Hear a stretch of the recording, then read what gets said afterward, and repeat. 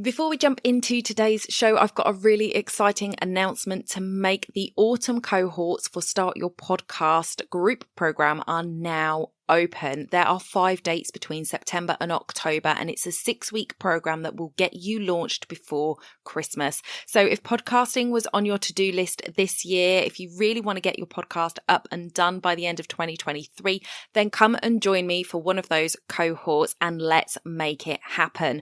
I have a free masterclass available for you called Understanding the Power of Podcasting. You can go over to donnaeade.com/masterclass, watch the masterclass and get access to that enrollment. I hope to see you in one of the autumn cohorts very soon. That's donnaeade.com/masterclass. Let's get back to the show. You're listening to the Wedding Procast UK, the place to be if you are a UK wedding professional looking to grow and streamline your business. I'm your host, Donna Eade, 10-year wedding photography veteran and CEO at the Society of Professional Wedding Vendors. If you want to grow and streamline your business, this is the podcast for you. Make sure you hit subscribe where you listen or join our email list at www.spwv.co.uk. You'll find the sign up form at the bottom of every episode, and by doing so, you won't miss a thing. So let's jump into today's show.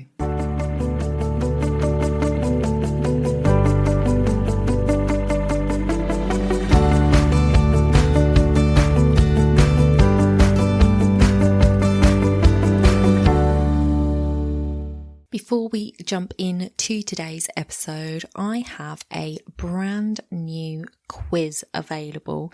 I would love you to go over and take it. It is at spwv.co.uk/quiz. And this quiz is going to help you identify where you are on your client attraction journey.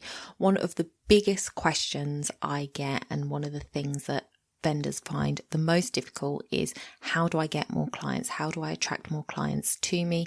How do I get them booked? This quiz is going to take you through just 4 questions that are going to help you to understand where you are on your client attraction journey and what to do next. So go ahead, take the quiz. It'll take you less than a minute.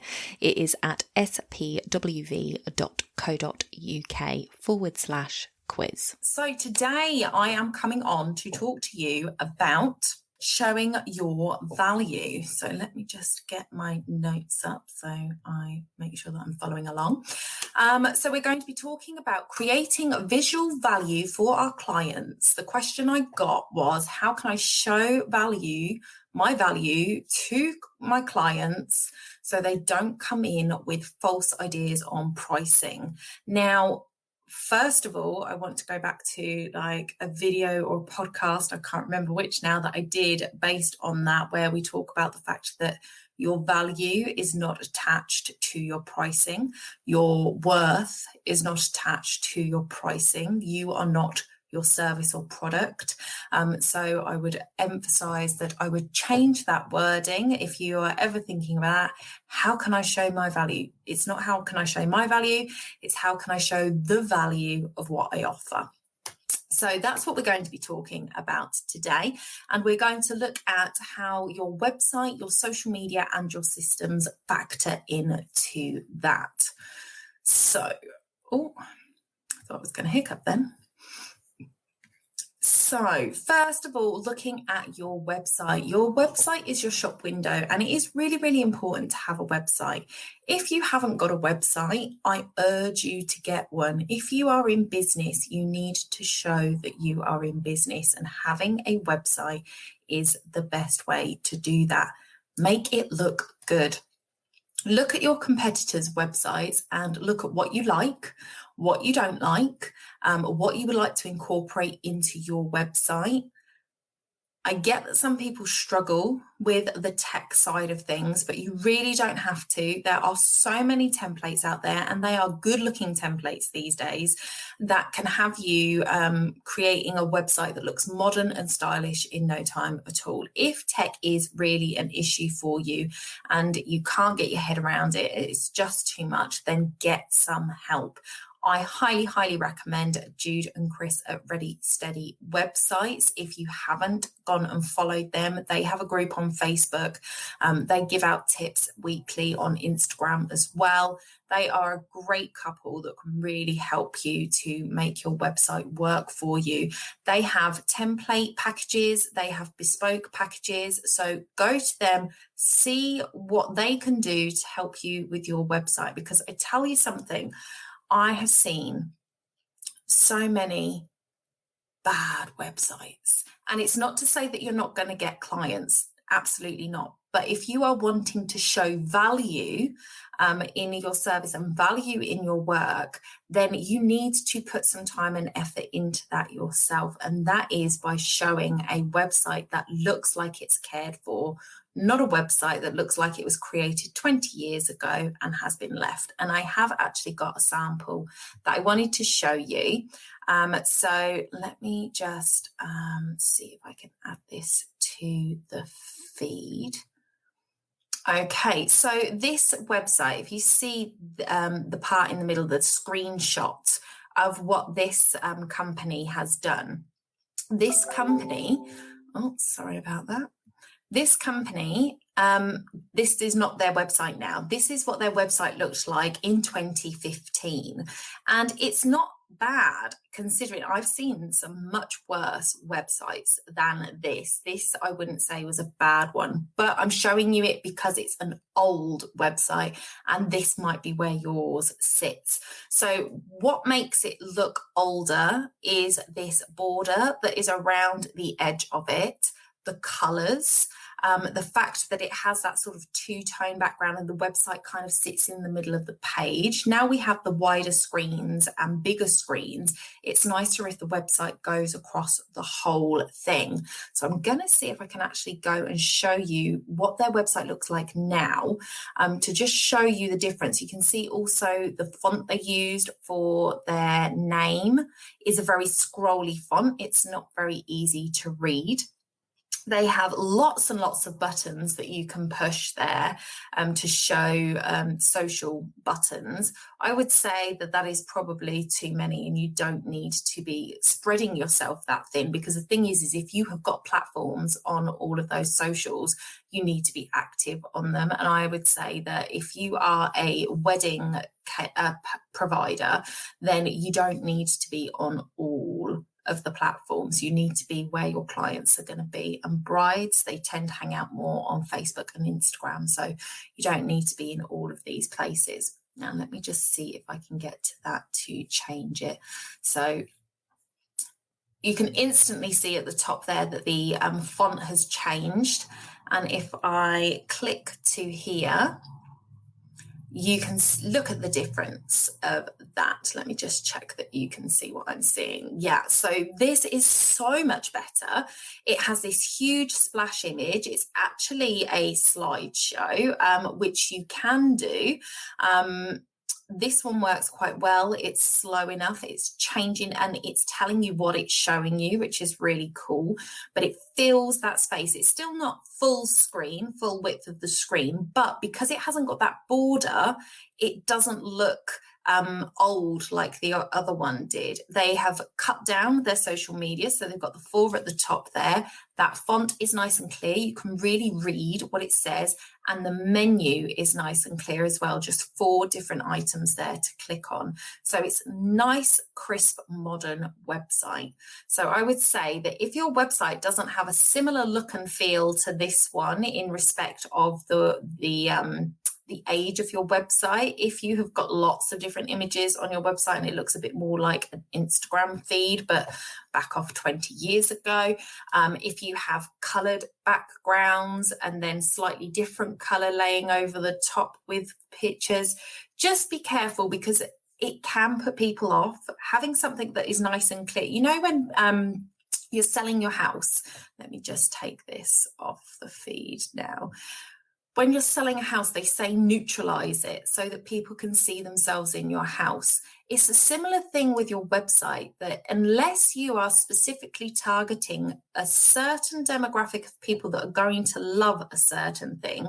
So, for example, if you focus on maybe doing barn weddings, I use it a lot, but I love barn weddings. The background of your website might be a wood effect. And it's not going to put people off that love barn weddings, but it's going to put everyone else off because they're going to be like, oh, this is a dark, dingy website. You know, whatever it is, you've got to be careful to make sure that your website isn't putting people off as soon as they click onto it. So something that has a nice, clean look with a big, bold image that is yours can really, really help, and make sure that your fonts are readable and clear and modern. Branding is something that I have spoken about in the Society of Professional Wedding Vendors membership. We have a branding module in there that you can go and take. So do make sure you sign up for our wait list if you want to get into the society. We're opening soon, but I'll talk about that another day. Just looking at your website again, though, making sure that it is looking good. Work with SEO. Work with your SEO. So, you know, you need a great looking website, but you also need it to work for you. And working for you means the SEO needs to be good. So your images need to be good quality, but small. So definitely talk to somebody like Jude at Ready Steady Websites. She can talk to you about how to get the best optimized image size for your website so that it loads quickly. Because some people put images up that are far too big. And if you work with a wedding photographer and they give you images straight off the bat, these could be like 5 MB images. And if you try and load them on your website, they are going to slow your website down so much. You need to resize them, or you need to ask for them to be optimized for website size when you ask for them, so that they're not too big. And then I would say change up your homepage images every 3 to 4 months. And the reason I say this is because you're always getting in a new lot of potential clients coming to your website, and you get repeat returners. So if somebody has just got engaged, they might come to your website and they might note it down somewhere. Oh, I really liked that person. I'm going to sort of earmark that for later, but they're not actually going to start planning their wedding for sort of 12 months.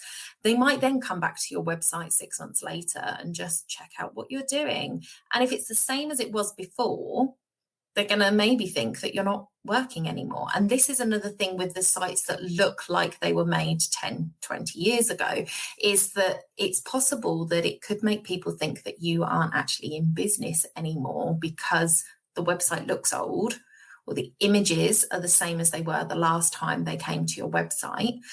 So just make sure that you are changing out those images regularly. I would say at minimum every 6 months.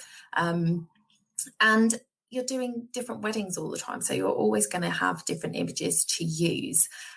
Do not use stock images. Don't do it. You will be passing off things that are not your work as your own, just by the definition of them being on your website. Now, if you are like, for me at the Society of Professional Wedding Vendors, I use a combination of photos that I took as a wedding photographer and stock imagery, but I'm not selling myself as a wedding vendor. So I'm not saying I can make these flowers for you, or I can do this makeup for you, or anything like that on my website. I'm just using the images to show who the website is for. You are saying that you can provide wedding cakes, for example. So if you put a stock image up of a wedding cake, people are going to assume that you made that wedding cake. And it at the very least that you can replicate that wedding cake. And if you can't, then that's false advertising. So don't use stock images. I actually spoke to somebody the other day. She was a florist, absolutely lovely lady, who told me that she actually used to hire a photographer to come with her to setups when she was setting up for a wedding, to take images for her. And I thought that was an amazing idea. Sometimes it can be difficult to get photos out of the photographer that has taken photos on your wedding day. If you are not in contact with them, if you don't know who they are, if you forget to ask the bride, can be a bit of a mission to get those images. But if you take your own photographer, then you're getting personalized images that are just for you. And you can get behind the scenes images, which you can then use for your social media as well. So it's an absolutely fantastic idea. You don't need to do it every single wedding that you do, but if you do it every 3 to 4 months, you've got your new images for your website right there. So that would be a really good idea. And just going back to SEO, if your website reads well to your clients, then that is going to work in your favor at showing your value, because they're seeing the images, they're seeing a modern website, they're seeing what they like, and then they're reading also good copy. Good copy is really important on your website. So definitely look at working with somebody if copy is not your strong point. But particularly for the SEO side of it, because you don't want your website to read like a textbook for Google. You want it to read well for your clients. But what you want in there is to have it optimized for Google. So Google will come to your website, it will read all the words on it, and it will store them in a folder. And when somebody types in, wedding cake maker in Essex, it's going to trawl all the thousands and thousands and thousands of sites that it has that are based in Essex. And then it's going to look for cakes, and it's going to find all the websites that have got those keywords in it, and it's going to bring them up and show them. And obviously you want your website to show under that search. So you need to make sure that you are getting your keywords into your copy. It's complicated. It's not the easiest of things. I'm not going to say that it is, but if you work with somebody who is a website expert, then they will be able to help you make sure that your copy is doing its best job for you in portraying that to your clients and to Google. So the second thing is social media. So social media, make sure you are showing up and that you're showing up regularly. This doesn't mean that you have to do it every day, but be consistent. Have good quality images and interesting captions. Show your value by showing your work and sharing your clients' reactions to it. So you could get somebody to take a photo of you unveiling a wedding cake to your clients and capturing that first view of the cake and what that looks like. Now, I would say there's a few times that we've had that when the bride is getting ready at the venue, that the cake maker has come and done that, and the bride has actually come down to see the cake once it's been put in place. So you could do that. You could talk to the venue and ask them if they would be able to capture that image. Now, I know most people are really busy on the wedding day, but if they have a coordinator that can just whip out a phone and take a picture as they're seeing that cake for the first time, or you could hang around to see that or come back to capture that image. There is lots of different ways you can do it, or you could even have them come to the shop the day before to see the cake and approve it. There's all sorts of ways you can do it, but capturing that first look of the product or service that you are providing for them would be a great option if it's an option for you. But you can also then share their testimonials. So share an image of the cake that you made and then share the testimonial that you collected from them after the wedding. So like I said, you don't have to do it every day, but you do need to show up and share. I know that during high season, it's really difficult to do that and to sort of be committed. But if you commit to posting 3 times a week, you can do that. Like, I go through my social media for the whole month and I get it scheduled in one afternoon. So if you needed to do, say, July and August, because those are your busiest months, you could sit there and spend a day and get something up for 3 days a week so that there is constantly something coming up, even when you're not active. Because although you can always use your stories, and I really do advocate for using stories for behind the scenes, on the go, what's going on right then and there. If you have a wall that hasn't had anything on it for a couple of months, people are like, but I want to see more.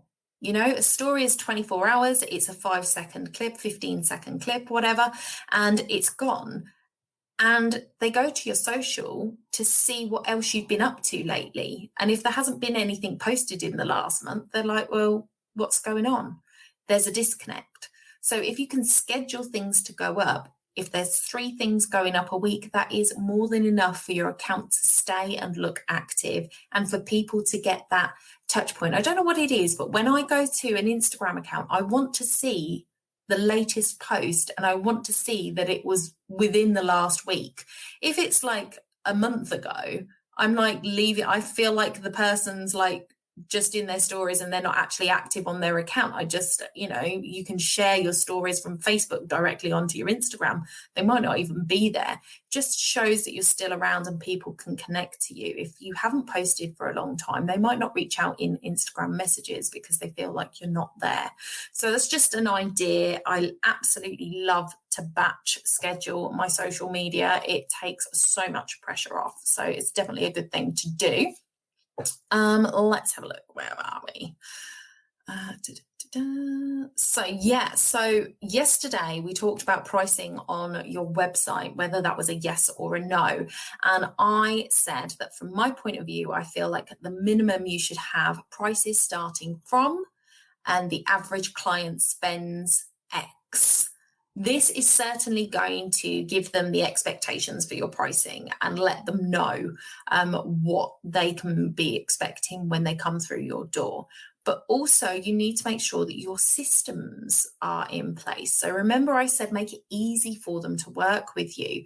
And this is all part of providing that value. If they fill in your contact form and they get an immediate email response telling them exactly what to expect from you. So, you know, we answer emails between X and X. We will reply to emails within 24 hours, 48 hours in those times. If you email on a Friday afternoon, please do not expect a response until Monday afternoon, something like that. Then that simple email can add so much value compared to vendors that don't send out anything. So they email 3 cake makers. I don't know why I'm really honing it in. You know what it is? I'm trying to be really good and health conscious of late. And I can't remember the last time I had cake.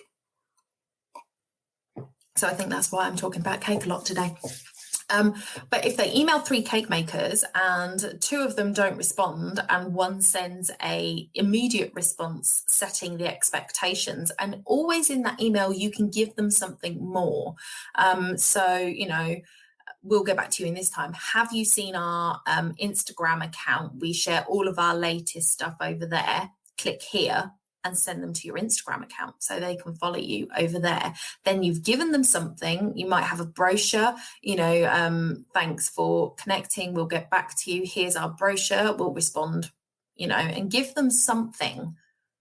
And the other 2 haven't. They're going to be more connected and engaged with you when you respond on the Monday than with the other 2. If they don't hear from them for 3 days, then you may have already responded to them within that time anyway, which is going to put you above on the pecking order. But also they already had an email straight away from you setting the expectations, and that is going to have them feel safe and secure, knowing that if they were to work with you, they're going to get that kind of level of customer service. And that's a really good thing for them to have. Just that know, like, and trust factor is really, really important. And that kind of immediate response can really help to solidify that. So show your value by having a good modern website that is easy to navigate, that showcases your work beautifully. Have it showing your current work and make sure that your SEO is doing its thing. Use your social media to showcase your personality and your work in real time, so couples get to know, like, and trust you. Think about setting price expectations on your site from having that, prices start from and average client spends, and make your systems work for you and create that excellent customer experience from the start. So that is it for me this evening, guys. I hope that helped, and I will speak to you soon. Bye for now.